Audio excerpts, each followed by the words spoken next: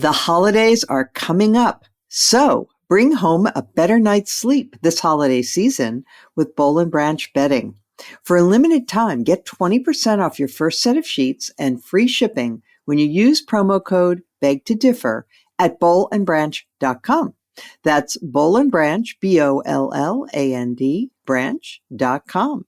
Promo code BEGTODIFFER.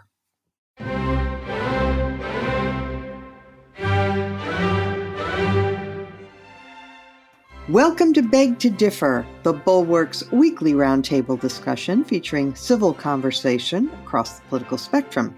We range from center-left to center-right. I'm Mona Charen, syndicated columnist and policy editor at the Bulwark, and I'm joined by our regulars, Bill Galston of the Brookings Institution and the Wall Street Journal, Linda Chavez of the Niskanen Center, and Damon Linker, who writes the Substack newsletter Eyes on the Right. Our special guest this week is political scientist Ruy Teixeira, whose work can be found on the Substack newsletter The Liberal Patriot, among other places. So thanks to everyone for being here. This week, we're recording when we've got just a few days until the voting on Tuesday. Of course, a lot of people are early voting as well. And President Biden delivered a controversial speech about the danger to democracy.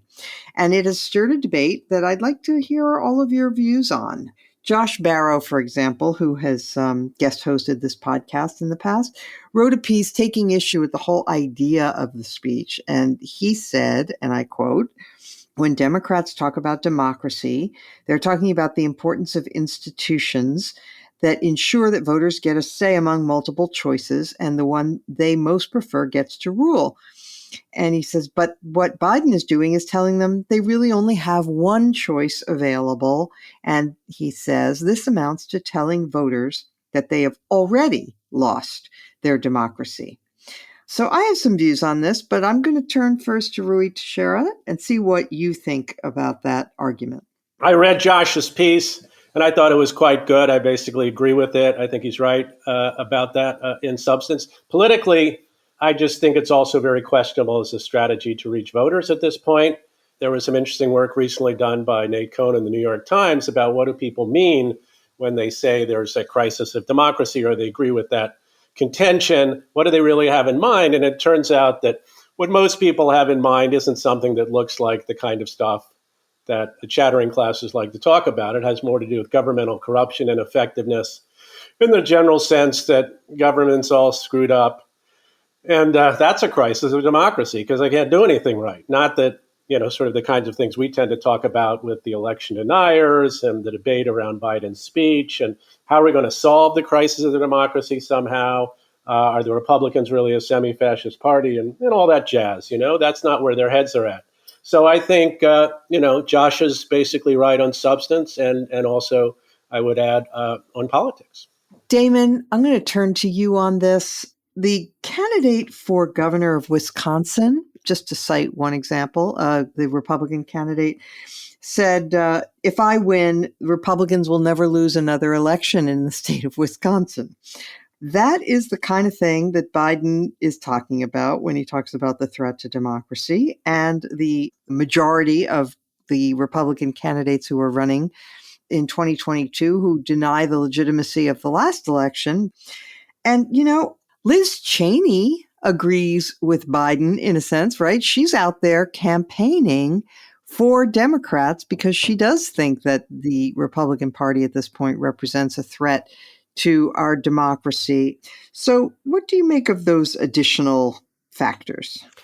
Well, I mean, I certainly agree that there's a major strand within the contemporary Republican Party that is anti-liberal and hostile to all kinds of democratic norms.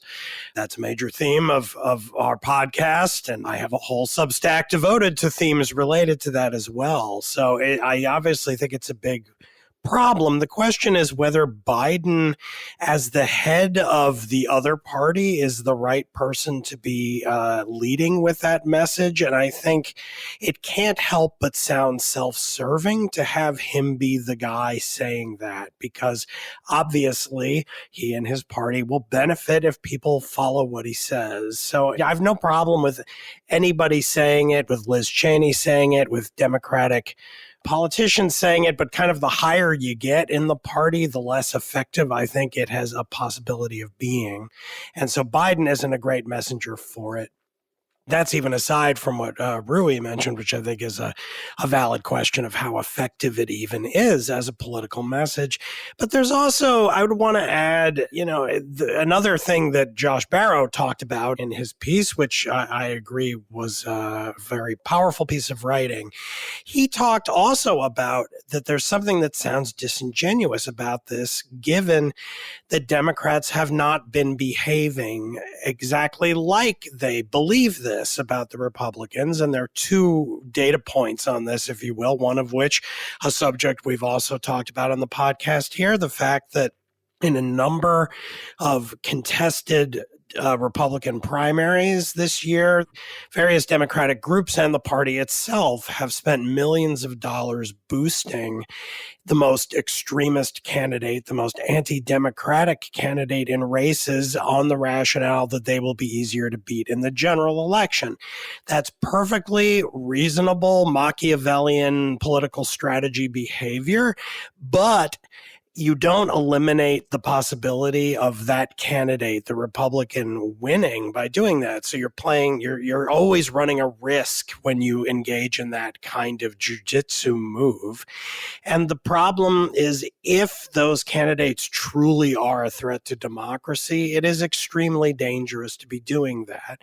The other thing is the question of the choices that the Democrats have made over the last 2 years about what issues to lead with. And we've seen in democracies around the world very mixed results, but genuine attempts in Hungary and Israel, not with the election this week, but the previous one last year, efforts to create a kind of united front against an authoritarian threat.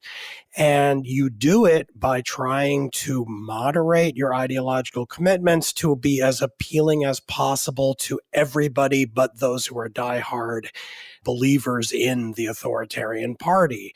And in our case in this country, that would have meant the Democrats running to the center, moderating their views on abortion, immigration, government spending, and all kinds of other things in order to try to attract as many ostensible Republicans as possible to the party. But instead, the Democrats have run as if everything is totally normal and they're Democrats who just want to enact their agenda. And if that means they're going to lose this next election because they did what they thought was right, then that's all right. That's the price to be paid for doing politics.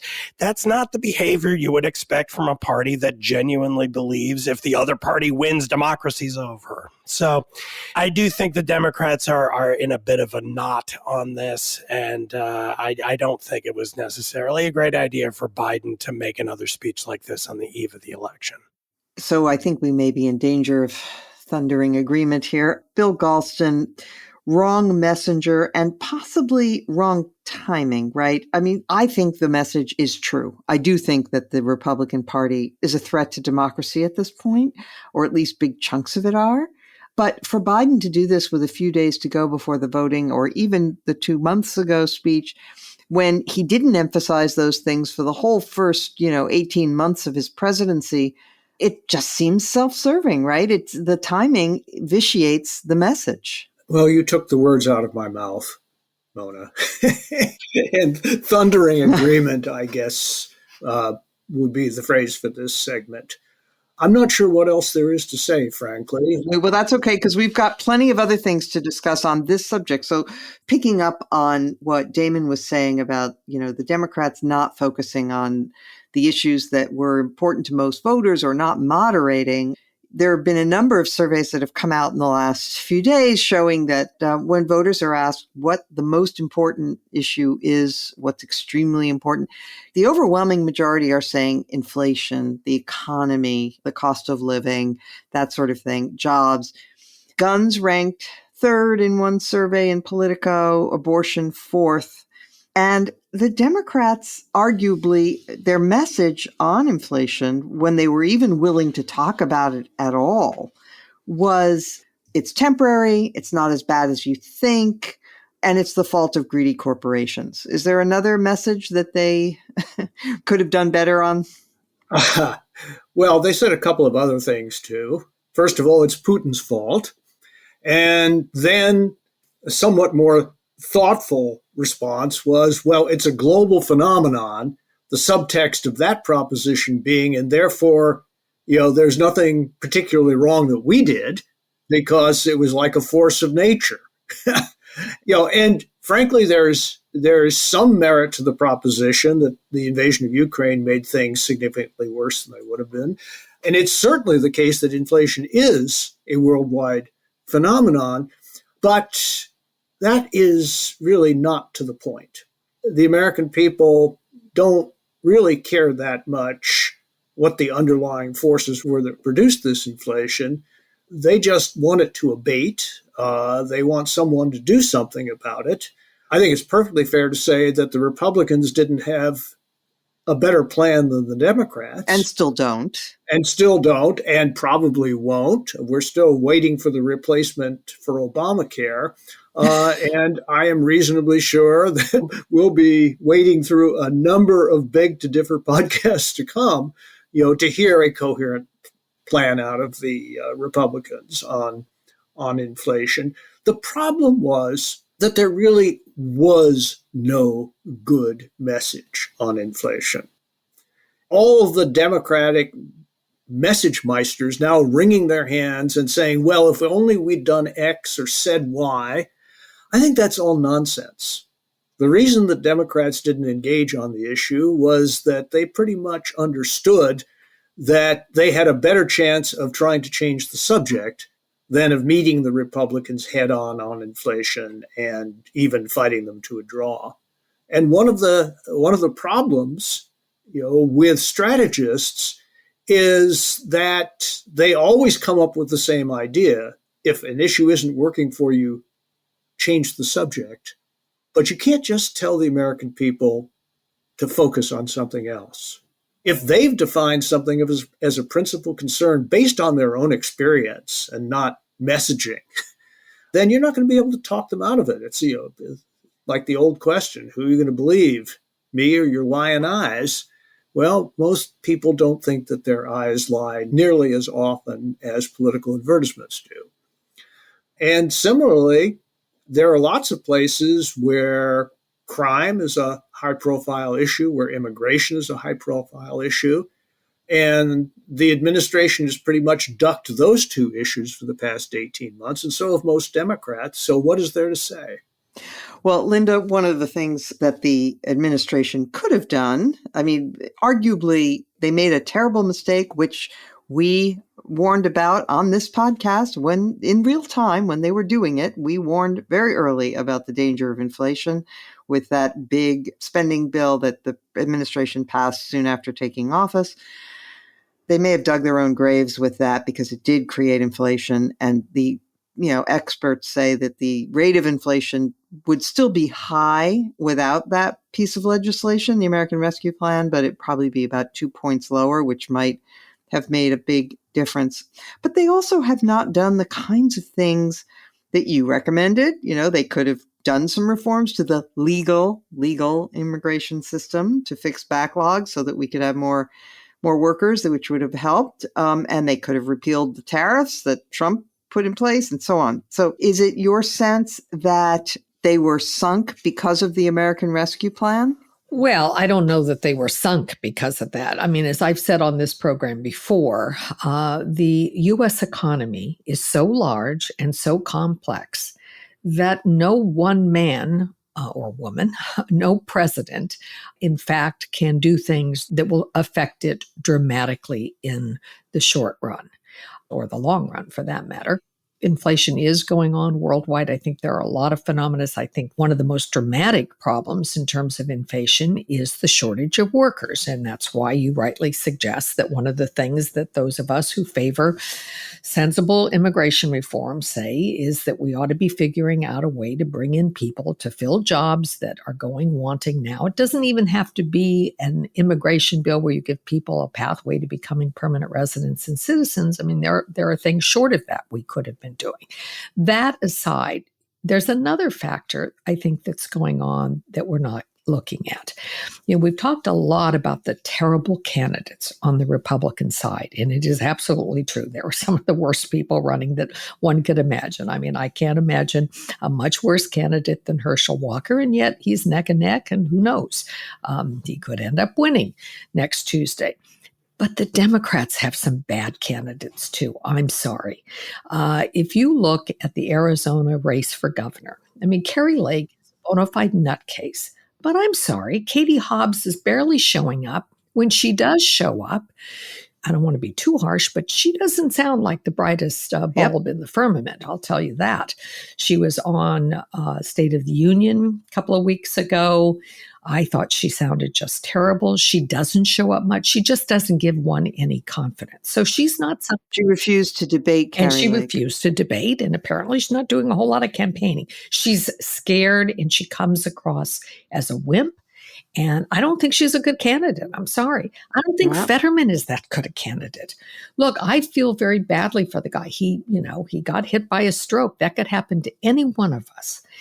But they had a decision to make and they decided to stay with him, and he has struggled. And we talked about this on the program earlier, that his debate was not a stellar performance, and you can give him credit for showing up, credit for trying, but he didn't come across great.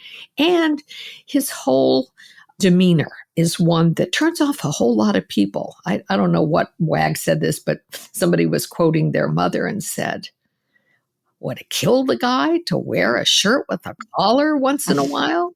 I mean, this, hoodie and the tattoos and everything.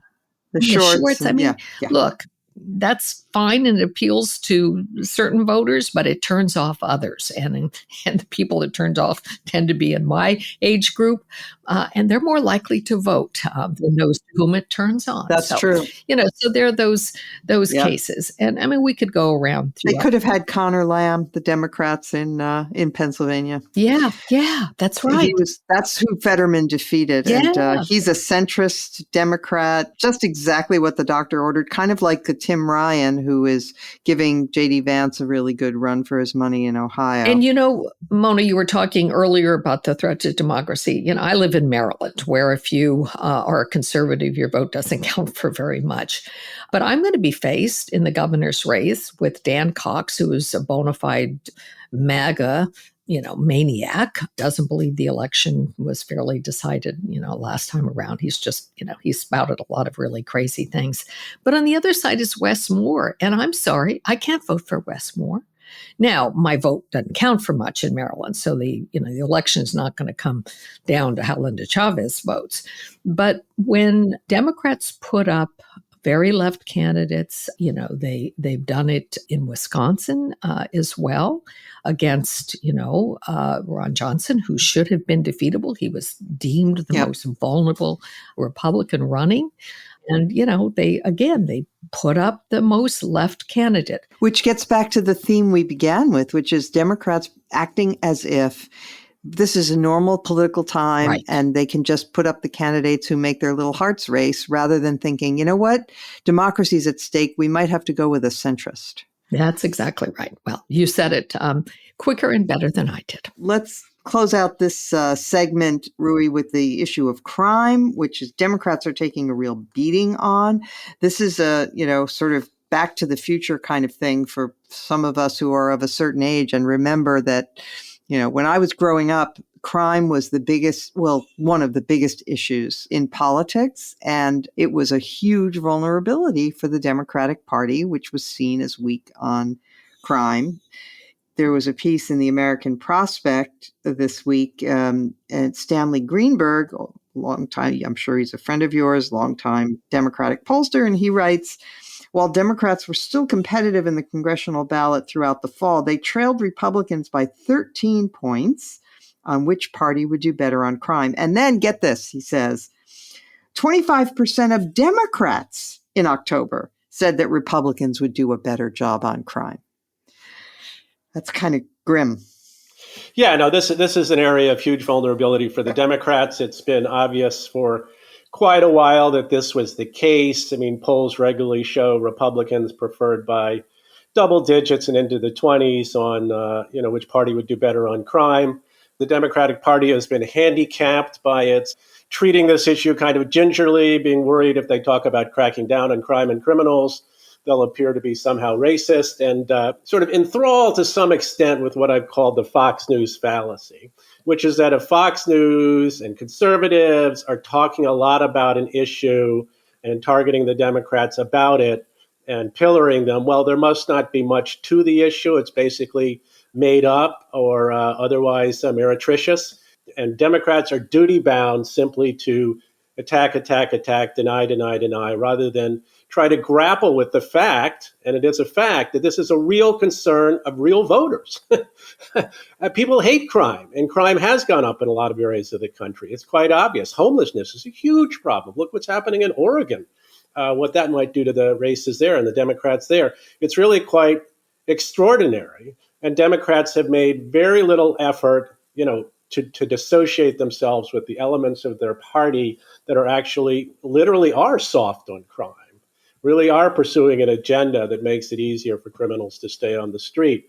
As I observed in one of my Substack columns, they had a golden opportunity for what I call the Chesapeake moment after the extremely liberal voters of San Francisco tossed out Chesapeake, the DA, who was viewed as having a big role in the fact that San Francisco was becoming unlivable in many parts of it. There was too much crime, and there was too much homelessness, and there was too much drug use on the street. People hate all that stuff, and Democrats need to rediscover, in my view, the attitude about crime that was more common a few decades ago, and that was encapsulated by the great Tony Blair as tough on crime, tough on the causes of crime.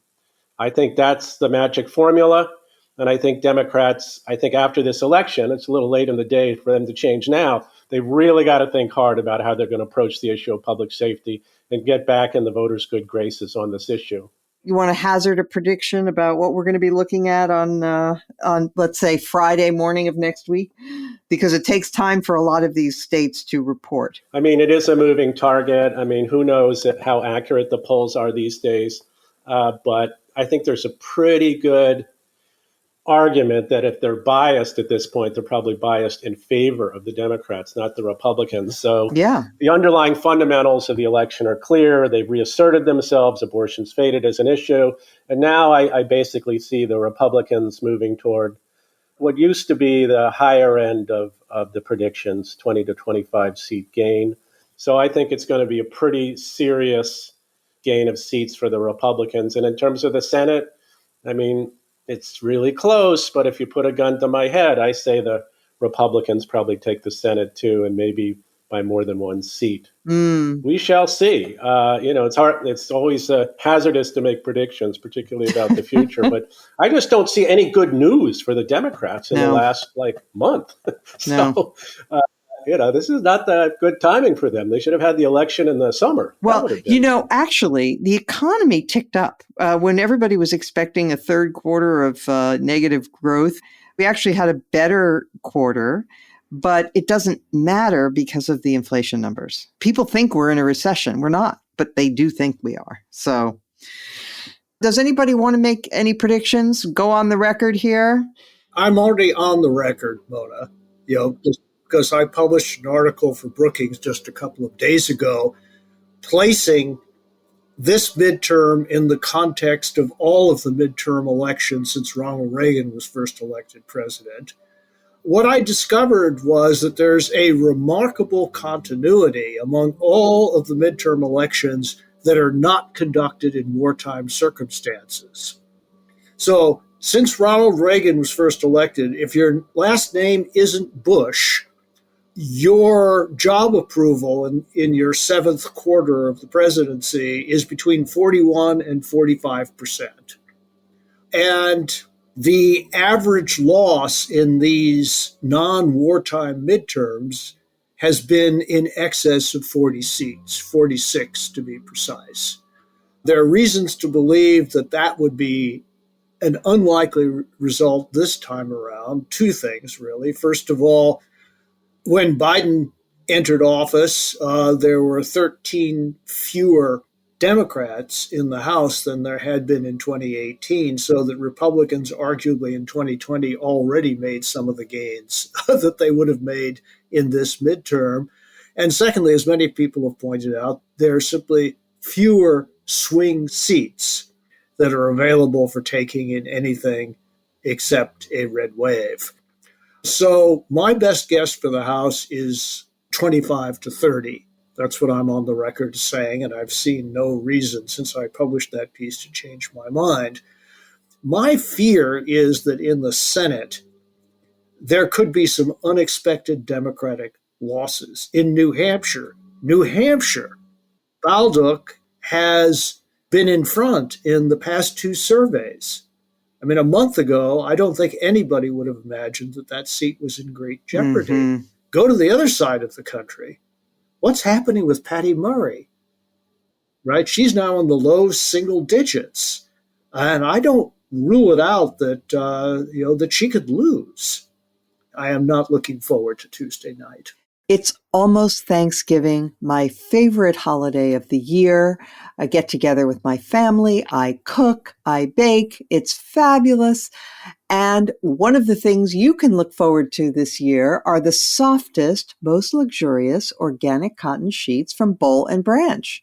Boll & Branch sheets are made from the finest 100% organic cotton threads on earth, and they make a difference you can truly feel at night. These sheets are so well made. And one thing I really appreciate about them is that they fit the mattress incredibly well, so that even if you didn't do a great job of making your bed, they don't bunch up. They just are smooth and comfortable when you climb into bed at night. Their signature sheets come wrapped and ready in a beautiful holiday gift box. When you order them for yourself, it's like you're giving yourself a great present, and your friends and family will feel the same way. Bring home a better night's sleep this holiday season with Boll & Branch bedding. For a limited time, get 20% off your first set of sheets and free shipping when you use promo code BEGTODIFFER at bollandbranch.com. That's Boll & Branch, BOLLAND, branch.com. Promo code BEGTODIFFER. Influencer. It's a word that gets tossed around a lot these days. There is a woman who went the distance, who broke ground as the first true influencer by living a remarkable life. Her name, Elizabeth Taylor. I'm Katy Perry. This is the story of the original influencer. This is Elizabeth the First. Elizabeth the First, the podcast, wherever you listen. Our next topic is one that I'm actually rather dreading discussing, but it is part of our national scene and it's important. It's what happened when the Speaker of the House's husband, Paul Pelosi, was attacked last weekend. We're at a place in American life, Linda, I'm going to start with you, where this is no longer a situation in which all people of goodwill, leaders rally around and say the right things and express their horror at this act of violence. Instead, you had Republican influencers making jokes about it and spreading really disgusting lies about how Paul Pelosi was actually in the midst of a homosexual tryst with the guy who attacked him. Yeah, I mean, it really is disgusting. And oh, by the way, one of the people who tweeted out a response that made that allusion, at least it alluded to an article that made that allegation, was the new owner of Twitter, Elon Musk. Who very appropriately calls himself Chief Twit, which I do like. Yeah, Chief Twit. He is a twit. I will verify Give him that. He's verified as a twit in my book.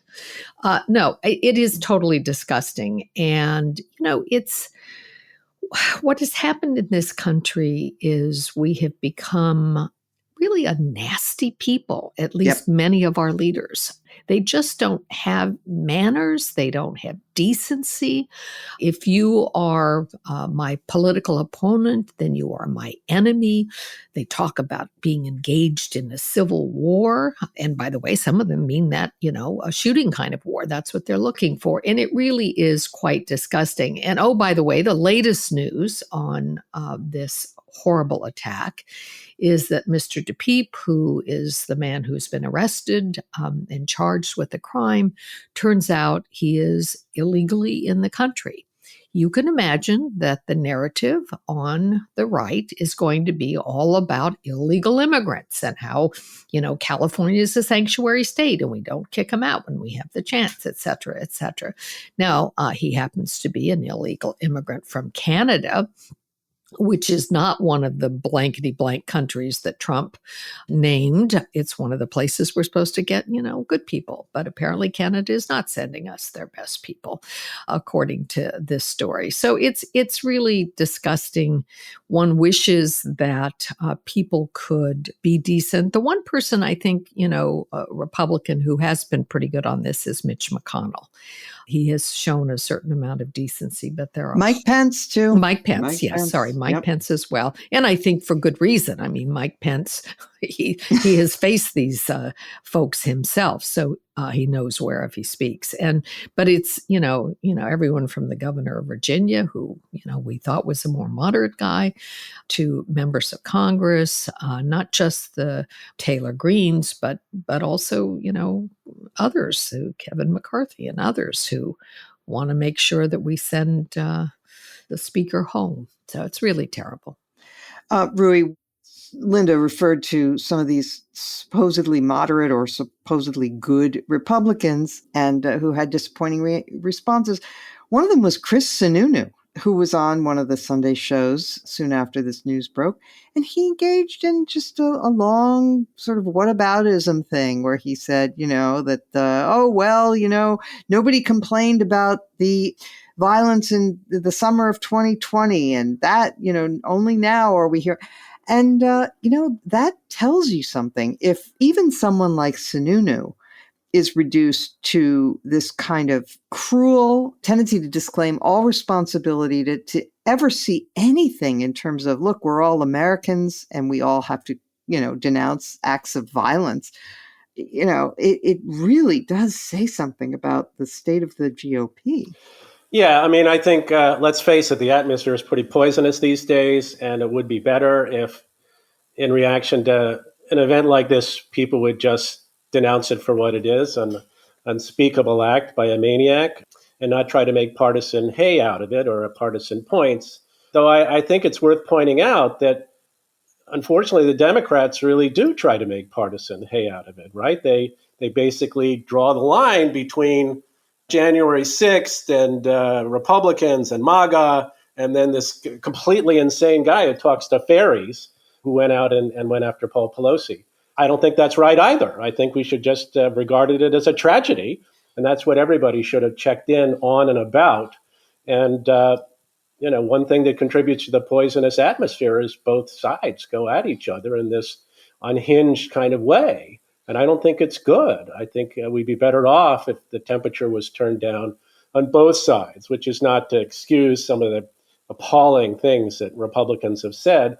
But I'm just saying, I don't think it helps when Democrats basically partisanize this in their own way and for their own purposes. So, Damon, this is a tough one because clearly you have to be careful when you say your rhetoric caused this, right? You don't want to hold Bernie Sanders responsible for the crazed guy who went and shot Steve Scalise and tried to kill a bunch of Republican members of Congress because he was a Bernie supporter. But there does come a difficult moment when the rhetoric is inflammatory, when the rhetoric does encourage violence, when it does encourage people to believe that this is the end of days, that anything is acceptable because the other side is so evil. So where do you come down on that delicate matter? Well, it is delicate, and I take Ruy's point about the kind of the both sides dynamic of this. I do think some Democrats in the wake of this attack were very quick to act as if this guy was like a member of the Proud Boys and was following orders to kind of continue the insurrection of January 6th by breaking Nancy Pelosi's kneecaps. I mean, if that were the case, then I would say, my goodness, we have like an ongoing insurrection here. This is a major problem on that level, on the same level as, say, January 6th, and it's continuous with that.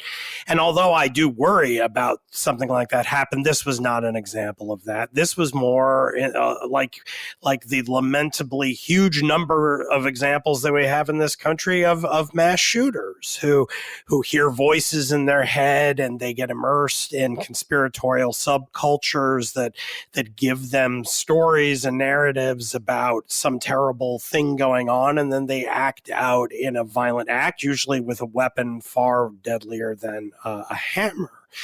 I don't think this was a great example to lead with on that, and it is polarizing to do it. But as you say, Mona, we also have the problem of the fact that, I mean, you said, I think it was either you or Linda in your discussion of this a few minutes ago, we're talking about how we have the problem of Republican politicians who kind of make hay out of this and kind of foment more conspiracies about it, often with outright salacious lies attached to it. And that is all terrible.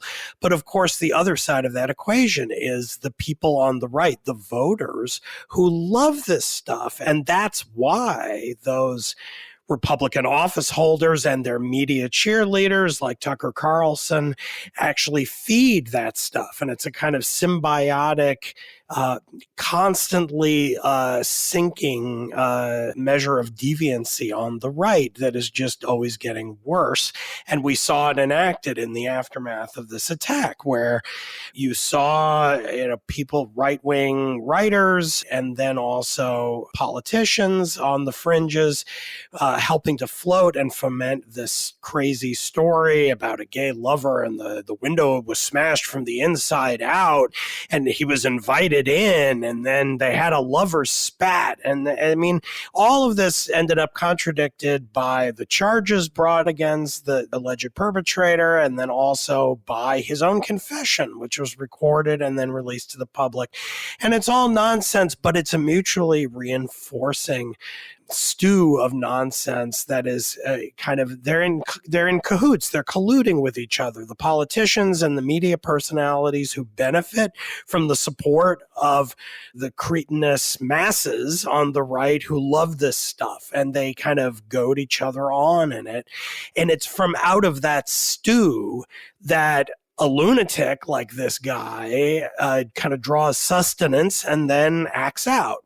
And, so if you want to drain the swamp, you have to address kind of the mental health component of it, but you also have to address the pestilential context in which it gets fostered.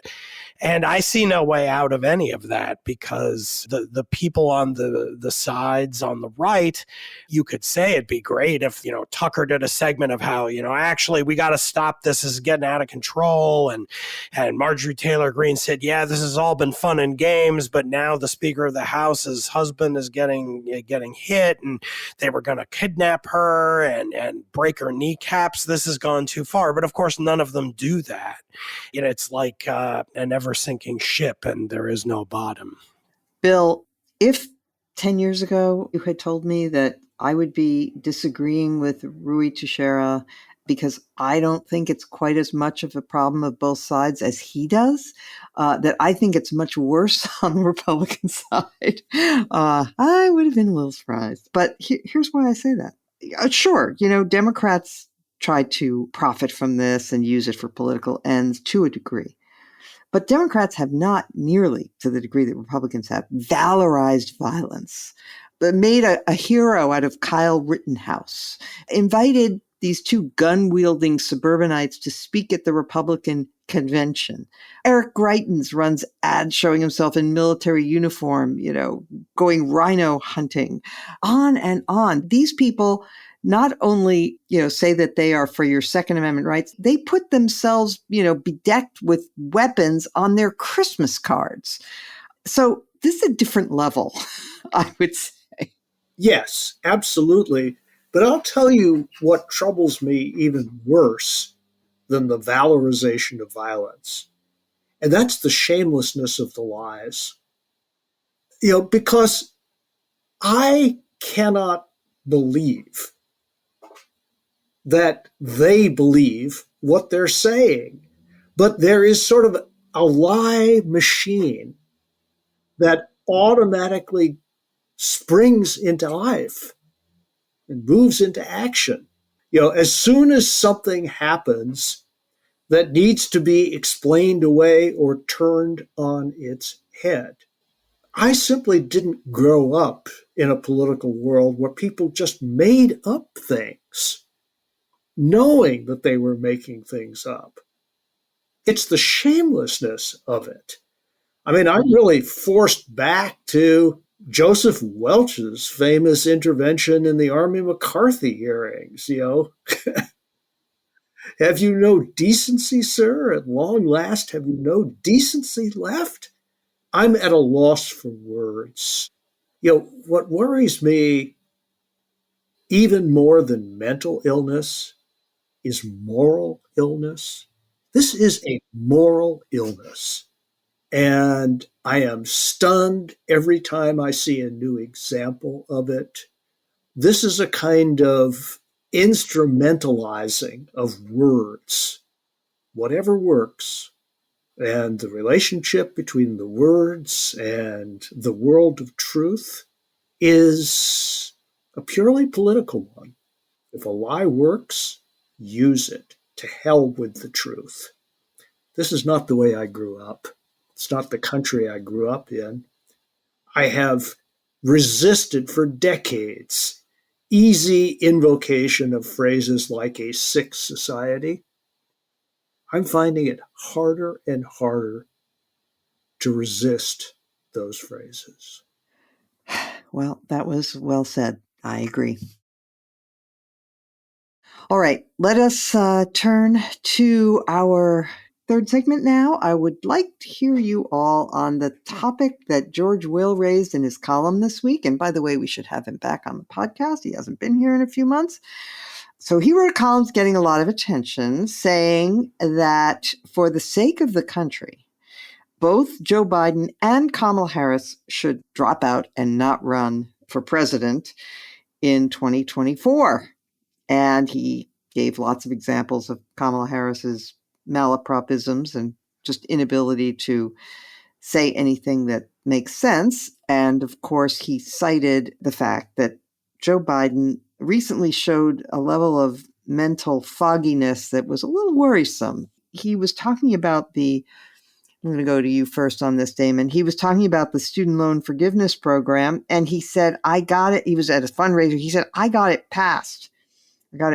Well, and he mentioned something about the votes, like, I got the votes for it. Well, of course, there was no vote. There was no legislation. It was an executive order. And that, that's kind of worrisome, isn't it?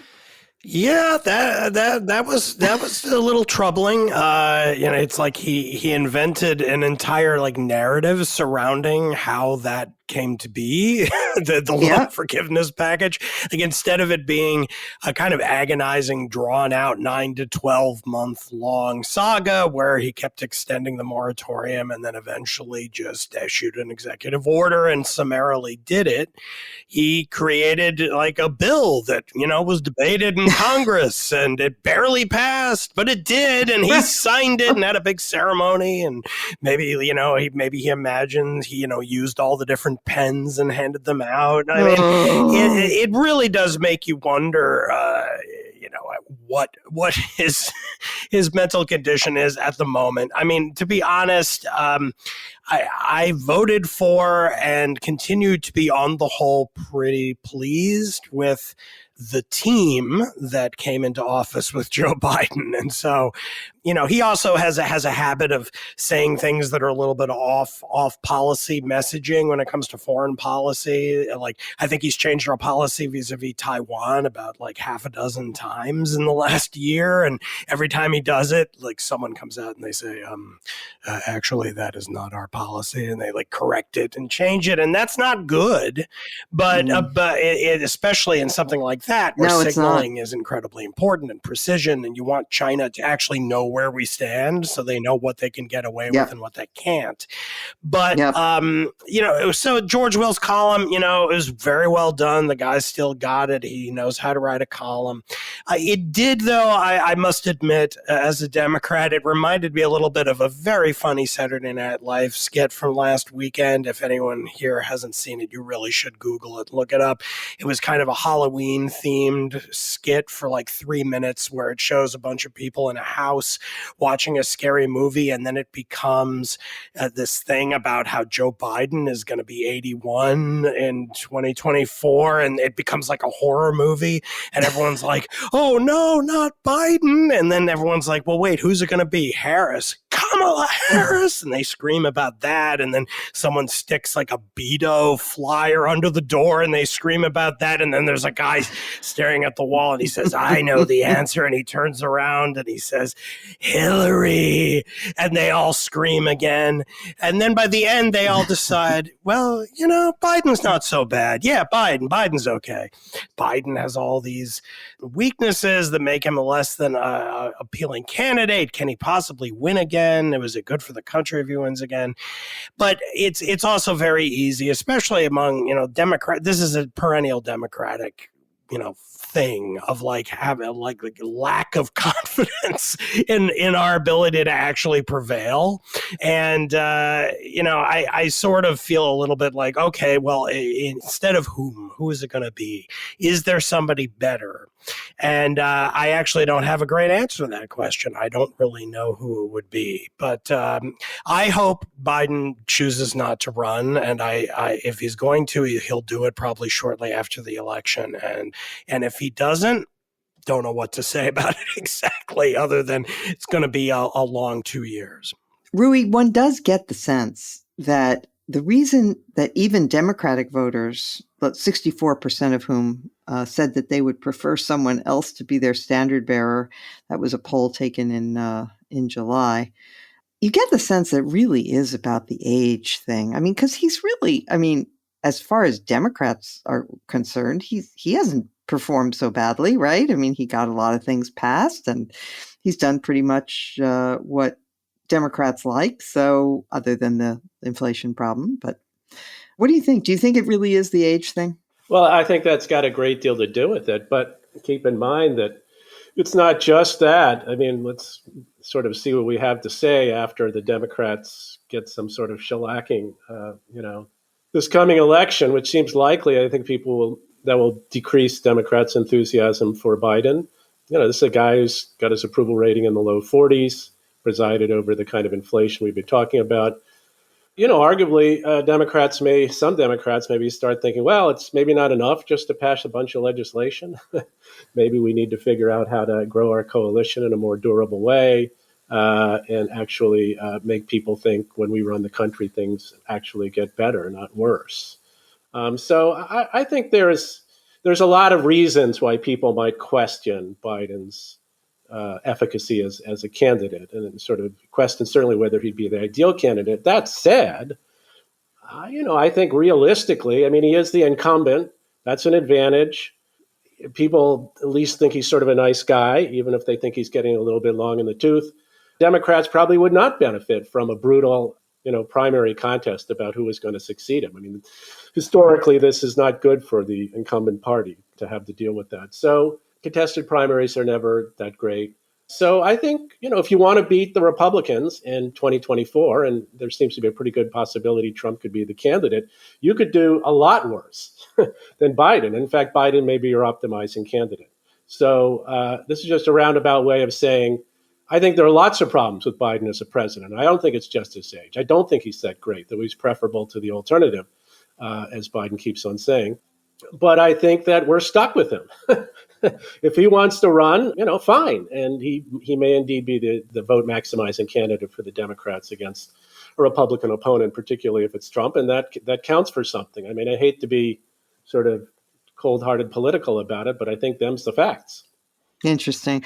So, Linda, you could at least say, well, on one of the great issues of our time, the war in Ukraine, Biden has been very good. So it's good news for Ukraine if he chooses to run again, I guess. What do you think? Well, the bad news for Ukraine is that the Republicans could be in control of both houses of Congress, and that is not going to be good news for Ukraine. It isn't. So Mitch McConnell, who you praised earlier, is still very solid. He's still solid on Ukraine. Mitch McConnell is much better. Yep. Yeah. And again, if it's got J.D. Vance and Blake Masters and all of those other clowns in there, yeah. But they're not just anti-Ukraine, they're pro-Putin, which is really bad. Look, I sort of come down where Ruy does in terms of Biden. I think Biden is too old to run again. I've said that forever. And I say that as somebody who's not that much younger than Biden himself. I just think that electing somebody in their late 70s who's going to, by that time, will be in his 80s, it's not a good idea. It really is not. But having just talked about the quality of the candidates who are running as Democrats for governor and senator and other offices, I'm worried that the Democratic Party would end up picking somebody who would be to the left, and then we would have a second Donald Trump presidency. I mean, he might be, elected from a jail cell. That would be my hope. But frankly, the wheels of justice don't turn that quickly. And so even if he's indicted, I don't think that would happen. And I just think that Biden is probably safer in the sense of people being more willing to vote for him this time around. But who knows? I mean, I just am feeling these days like everything I thought I knew about politics was wrong, that we don't know where this country is headed, but it does not seem to be headed in a good direction. And the quality of candidates on both sides of the aisle and their commitment to democratic values and to principles just is wanting in all too many cases. Bill, do you agree with Ruy that a contested primary would necessarily be, well, I don't know if he would say necessarily, but that would be bad for the Democratic Party? And Linda sort of implied as much, too, with her view that the Democrats won't pick somebody, who can win. They'll pick somebody who's further to the left. If I could have some assurance that the outcome of a contested primary would produce an alternative to Biden better than Biden, I might be in favor of it. But not only is there no guarantee of that, but I think the reverse is very likely to be the case. But it doesn't matter what I think. I've been telling people for months that 2024 was going to be a rematch of 2020. I see no reason to change that prediction and more reasons to confirm it. And so the question that really faces us is what is going to happen with, a second contest between someone who is morally unfit to return to the Oval Office and someone whose capacity to exercise the duties of the office until the age of 86 are in some question. That is the question. And it's not a happy question. Intuitively, and I can't prove this, Mona, I think changing horses midstream would be, on balance, counterproductive. And it will also be internally difficult because many of Kamala Harris's supporters are taking the position that she deserves to be the presidential nominee if Joe Biden stands down, that it would represent some sort of unfair treatment of a Black woman not to award her the presidential nomination in a kind of coronation. If my question is, should Joe Biden be the presidential candidate or Kamala Harris be the presidential candidate, that for me is a no-brainer. And I'm sorry that Joe Biden has put us in this position, but let's be realistic. That's the question. Where's that delegation of elder statesmen who can go to the president and say, please, for the good of the country, consider stepping aside and having your vice president step aside too? That's one of the many losses that we've suffered in the past 2 generations. All of the gatekeepers, all of the keepers of the seal, all of the bearers of conscience, all of the defenders of the national interest and the common good above and beyond partisanship, they've died, or nobody listens to them anymore. All right. On that note, we come to the highlight or lowlight of the week. And I will start with Linda Chavez. Well, carrying on the very pessimistic theme that we have sounded on this podcast, I'm going to talk about a couple of things. Anti-Semitism and the anti-Semitism that we've seen, not just from figures like Kanye West and somewhat amplifying that, the new owner of Twitter, Elon Musk, and now Kyrie Irving, the Brooklyn Nets basketball star who's been promoting a movie that is an anti-Semitic movie. But I want to point specifically to an article which I think hasn't gotten a lot of attention, and it is about the Ken Burns series, The U.S. and the Holocaust.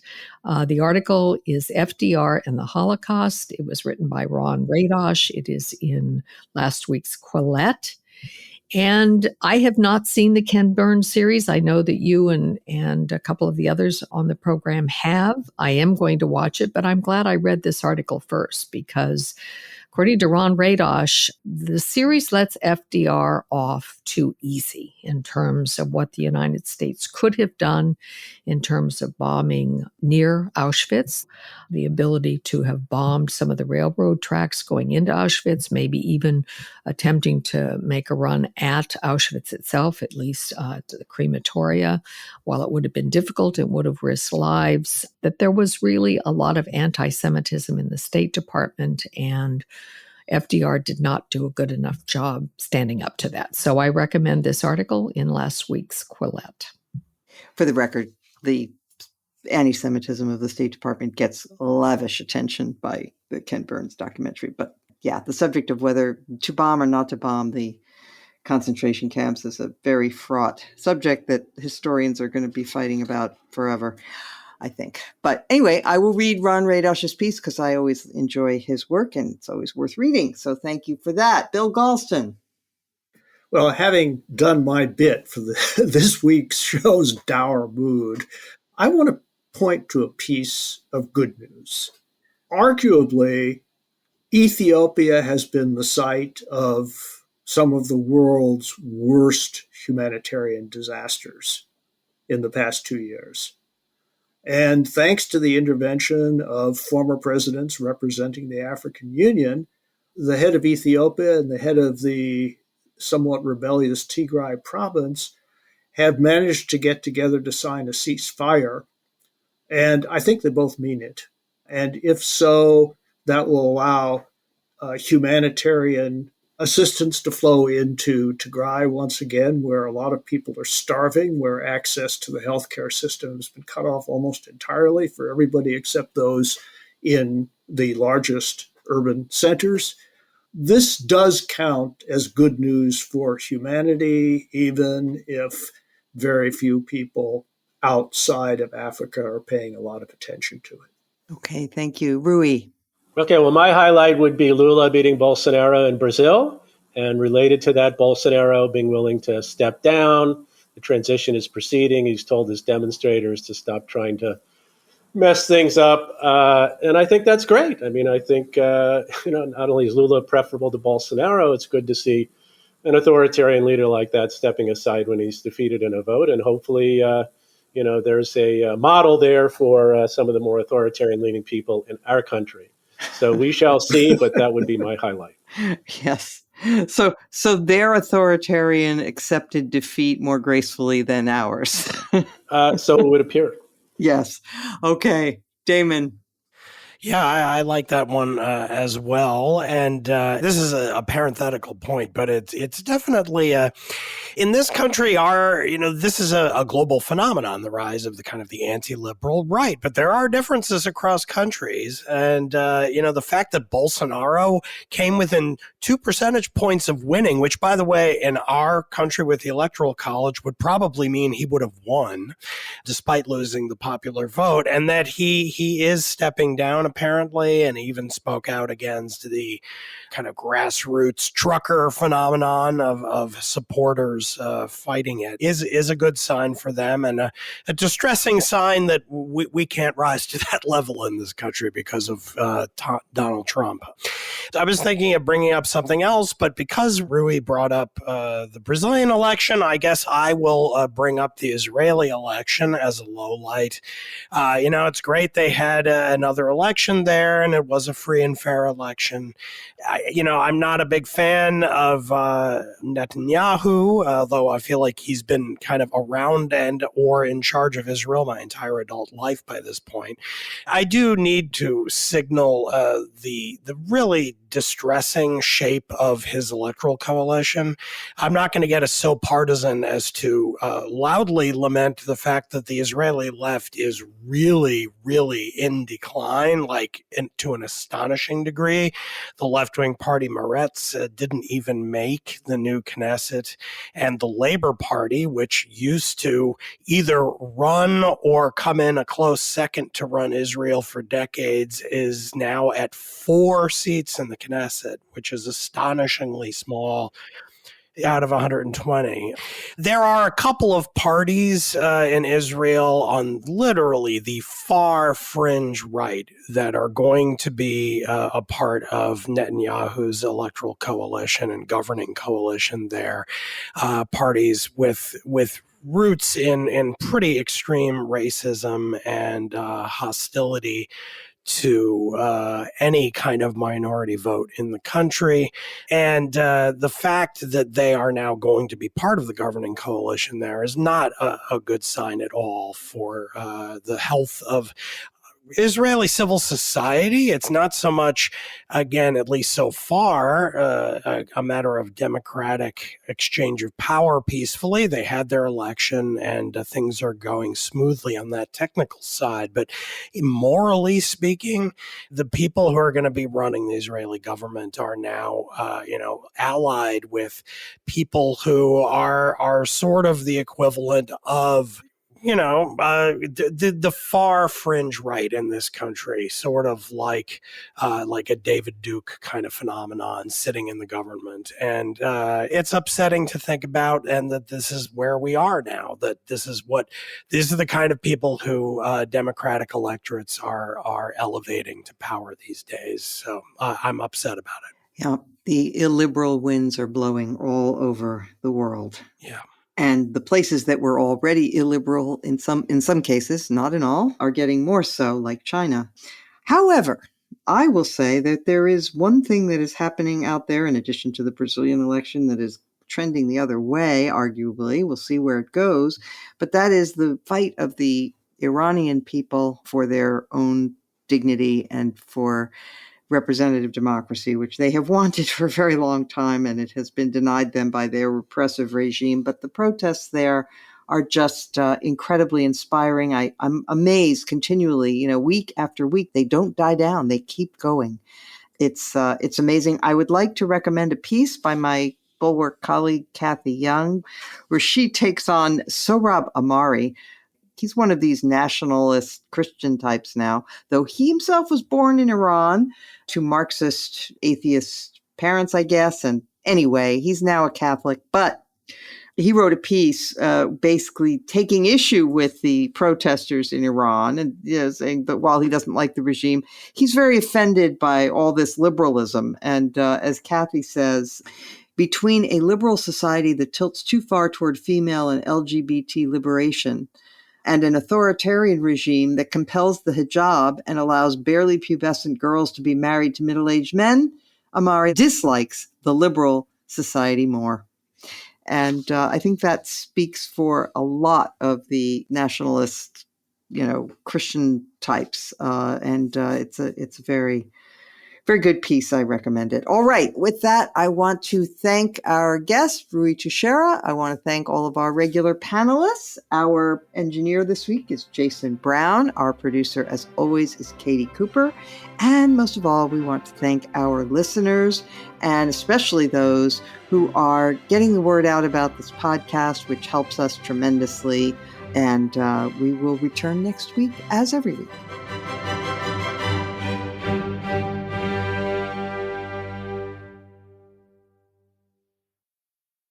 It could be information to change your life forever.